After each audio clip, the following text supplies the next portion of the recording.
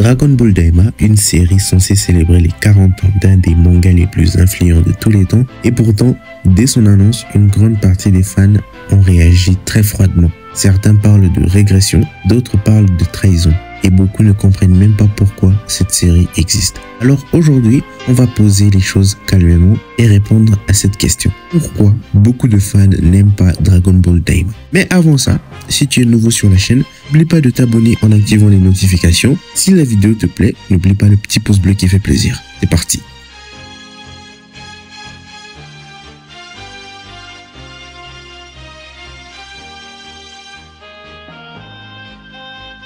Chapitre 1.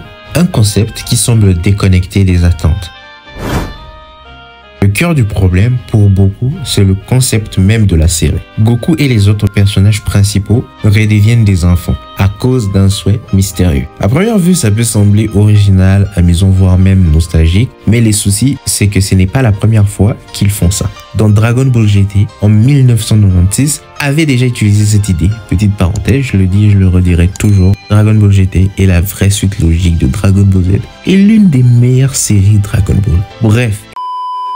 Et pour beaucoup, c'était justement l'un des gros défauts de la série. Reprendre ce concept en 2020, 24, 25, après toutes les critiques qu'il a reçues à l'époque, donne une impression étrange, comme si Dragon Ball ne savait plus comment se renouveler. Par contre, là c'est vrai. Comme si, au lieu d'évoluer, la licence tournait en rond. Même si Toriyama est derrière le scénario, cette fois, ça ne suffit pas à rassurer tout le monde. Et personnellement, j'en fais partie.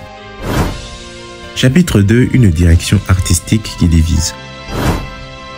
L'autre gros débat, c'est le ton visuel et l'ambiance générale. Dragon Ball Daima adopte un style très coloré, très chibi, avec des personnages petits et une atmosphère plus légère. Certains y voient un clin d'œil assumé à l'époque du tout premier Dragon Ball, celui des années 80. Plus drôle, plus simple, plus enfantin. Et là encore, ça ne plaît pas à tout le monde et personnellement, j'en fais partie. Beaucoup des fans ont découvert la licence avec Dragon Ball Z. Moi, personnellement, je commençais Dragon Ball avec le tout premier, celui des années 80. Dans Dragon Ball Z, il y avait des combats intenses, des enjeux planétaires, des ennemis charismatiques et une montée en puissance constante. Ce que Daima propose, c'est l'inverse, un retour en arrière littéralement. Même si visuellement la série semble soigner le style mignon, ça en repousse certains. Ils ont l'impression que la licence s'adresse désormais à un public beaucoup plus jeune. Oublions ceux qui le suivent depuis des années et des années.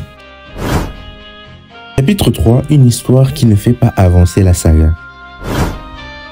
C'est sans doute la critique la plus importante, surtout pour les lecteurs du manga Dragon Ball Super. Depuis la fin de l'arc du tournoi du pouvoir, dans l'anime, plusieurs arcs majeurs ont vu le jour dans le manga. L'arc Moro, l'arc Granola et maintenant Black Freezer. Ces histoires développent l'univers, proposant de nouveaux personnages puissants et surtout, elles font progresser l'intrigue. La Toei Animation n'a toujours pas lancé une nouvelle série pour adapter ces arcs. À la place, on nous balance Dragon Ball Daima, une histoire parallèle, hors continuité directe, qui ne répond à aucune attente principale des fans. Pour beaucoup, même pour moi, c'est incompréhensible. Pourquoi sortir un spin-off au lieu d'une vraie suite? Pourquoi ignorer l'histoire principale alors qu'elle est déjà prête à être animée? C'est là la frustration la plus forte.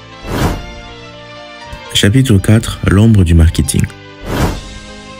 Enfin, certains voient dans Dragon Ball Daima un projet avant tout commercial et j'en fais partie. Le style graphique, les personnages mignons, enfantins et tout, les transformations mignonnes, le SSJ4 personnellement, moi j'avais pas apprécié la façon dont il s'est transformé. Dites-vous qu'on est passé de ça à ça. Il y a vraiment une énorme différence. Il semble penser pour élargir le public, vendre des jouets, des figurines, des produits dérivés. Et même si Dragon Ball a toujours été lié aux marchandises, ici beaucoup l'ont l'impression que l'histoire passe au second plan. J'ai la même impression. Je vais pas vous mentir, j'ai la même impression. Qui donne ces sentiments d'un produit calculé plus qu'un projet créatif. En conclusion, alors non, Dragon Ball Daima n'est pas une catastrophe annoncée. Je m'explique. Il est trop tôt pour juger la série entière, même si elle est déjà terminée. Et il est possible qu'elle nous surprenne. Mais les réactions des fans, elle est bien réelle. Elle nous montre une chose, Les gens aiment Dragon Ball. Ils attendent plus qu'un simple projet nostalgique. Ils veulent une vraie suite, des enjeux, de l'émotion, de la puissance. Bref, ils veulent que la légende continue de grandir, pas qu'elle retombe en arrière. Par exemple, Dragon Ball Kakome. Ça, personnellement, à la place de Dragon Ball Super, ça fait largement l'affaire. Personnellement, c'est comme ça que moi je le vois. Vous pensez quoi? Est-ce que Dragon Ball Daima mérite une chance? Ou est-ce que c'est une erreur de parcours pour la licence? Dites-le moi dans les commentaires. Je lis tous vos commentaires. Si la vidéo vous a plu et si vous êtes nouveau sur la chaîne, n'oubliez pas le petit pouce bleu qui fait plaisir et vous abonner en activant les notifications. Sur ce, c'était Ruko.